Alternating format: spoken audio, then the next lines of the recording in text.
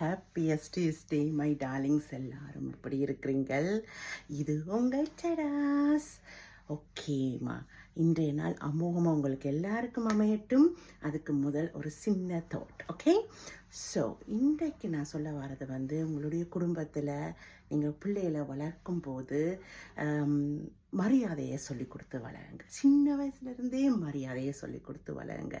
அதாவது அப்பா அம்மாவுக்கு காட்டுற மரியாதை கண்டிப்பாக வேண்டும்.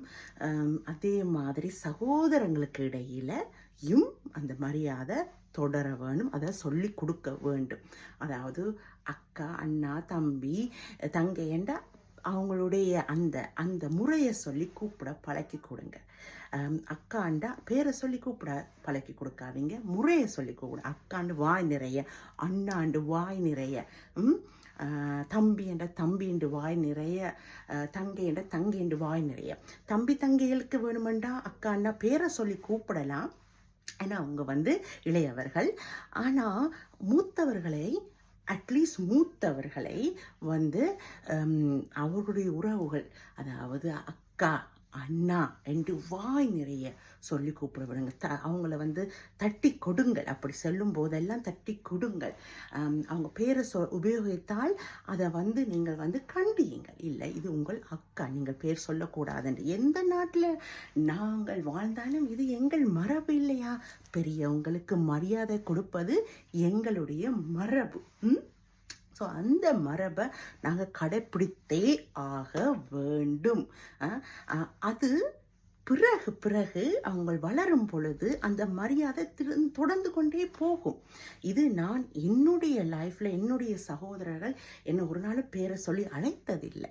அக்கா அண்டா அக்கா தான், அண்ணா அண்டா அண்ணா தான். இது இது இது இது இதில் மாற்றங்கள் இல்லை. பேரை சொல்லி அப்படி சொல்லாமல் அப்படி வளரும் போது இந்த நாட்டிலையும் கூட ஓகே, அக்கா அண்டால் பெரியவ, குடும்பத்தில் பெரியவ, மூத்தவ, அண்ணாண்டா மூத்தவர், நம்ம இப்படித்தான் பேரை சொல்லி அழைக்கக்கூடாது. இங்கே வெளிநாட்டில் பேரை சொல்லி அழைப்பது சகஜம், அது அவங்களுடைய கல்ச்சர். அதை நம்ம சரிப்பட சொல்ல முடியாது. ஆனால் நம்முடைய கலாச்சாரத்தில் மரியாதை பெரியவங்களுக்கு கொடுக்கணும். அது எங்கேருந்து ஸ்டார்ட் பண்ணும்? எங்களோட வீட்டிலேருந்து, எங்களோட பிள்ளைகள் கிட்டேருந்து, எங்களோட சகோதரத்தின்கிட்ட இருந்து தான் ஸ்டார்ட் பண்ணும். ஸோ அதை நாங்கள் சொல்லிக் கொடுக்கணும். அக்காண்டா அக்காவுடைய பேச்சுக்கு மதிப்பு கொடுக்கணும், அண்ணாண்டா அண்ணாண்ட பேச்சுக்கு மதிப்பு கொடுக்கணும்ண்டு. அதே மாதிரி அந்த மூத்தவர்களுக்கும் அந்த பெற்றோர்களோ வளர்ப்பவர்களோ அந்த பொறுப்பை ஏற்றுக்கொள்ளணும். அந்த மூத்தவர்கள் உனக்கு பொறுப்பு இருக்குது, நீ ஒரு ஒன்றோ ரெண்டு தம்பி தங்கச்சிகளுக்கு நீ மூத்தவர் என்று நீங்கள் சொல்லி அவங்களுடைய பொறுப்பையும் வளர வளர அவங்களுக்கு சொல்ல வேண்டும். நீ நடந்து கொள்கிற விதத்தில் தான் அவர்கள் உன்னை பார்த்து நடப்பார்கள், நீ மட்டுமில்லை நாங்களும் தான் என்று உற்சாகமாக. அது ஒரு குடும்பம், நாங்கள் ஒரு குடும்பம். அந்த குடும்பத்தின் அழகே நாங்கள் எல்லாருமே வழி நடத்துறது ஒருத்தர் இல்லையா? அப்போ அந்த வழி நடத்தல் முதல் பெற்றோர்களிடமிருந்தோ இல்லை வளர்ப்பவர்களிடமிருந்தோ வர வேண்டும். அதுக்கு அடுத்ததாக மூத்தவர்களிடமிருந்து வர வேண்டும். இளையவர்கள் மூத்தவர்களிட்ட இருந்து கற்றுக்கொள்ள வேணும். அது கற்றுக்கொள்றது எப்படி என்றால் அந்த இளையவர்களுக்கும் அந்த கற்றுக்கொள்ள வேணுமென்று அந்த குணத்தை நாங்கள் பெற்றோர்களோ இல்லை வளர்ப்பவர்களோ எப்போ ஊக்குவிச்சு கொண்டே இருக்கணும். அக்கா சொன்னா கேளு, உன்னுடைய அக்கா உனக்கு முன்னோடி என்று சொல்லுங்க, அண்ணா சொன்னா கேளுண்டு.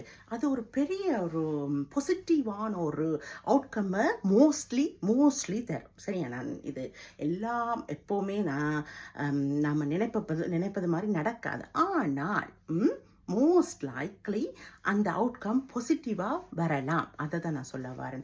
என்னுடைய சகோதரர்கள் எனக்கு ஒரு 10-12 வயது இளமை. என்னுடைய மூத்த தம்பி 5 வயது இளமை. அடுத்தது என்னுடைய தங்கை, அவள் ஒரு 10 வயது இளமை, 10.5. அண்ட் தம்பி ஒரு 12 வயது இளமை.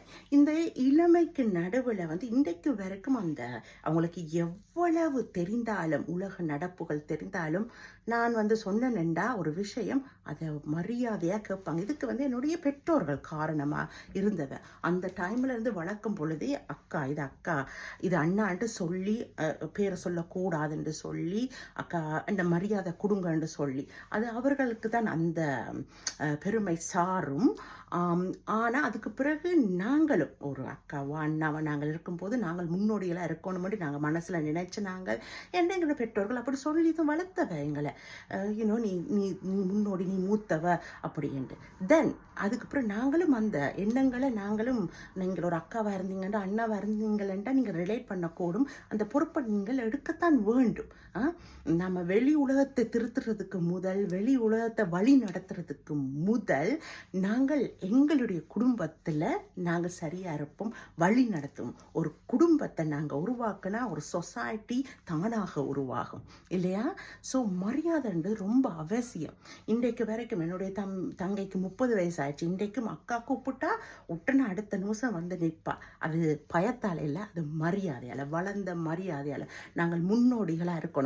சின்ன வயசுல இருந்தே சகோதரர்கள் நாங்கள் எவ்வளவோ ஒருத்தருக்கு ஒருத்தர் விட்டு கொடுத்து வளர்வோம், சண்டை பிடிச்சு வளர்வோம், எல்லாம் செய்வோம். ஆனால் மூத்தவர்கள் இளையவர்கள் என்று கொஞ்சம் வந்து மனசில் ஒரு பயபக்தியோடையும் வளர வேண்டிய கட்டாயம் இருக்குது. ஏனென்றா லேட்டர் லைஃப்பில் வந்து அந்த பொண்ட் இன்னுமே மரியாதையாக இருக்கும். இன்றைக்கும் என்னுடைய தம்பி தங்கச்சி மரியாதை இருந்தாலும் என்கிட்ட எல்லாமே ஷேர் பண்ணுவாங்க, நானும் அவங்க கிட்ட எல்லாமே ஷேர் பண்ணுவேன்.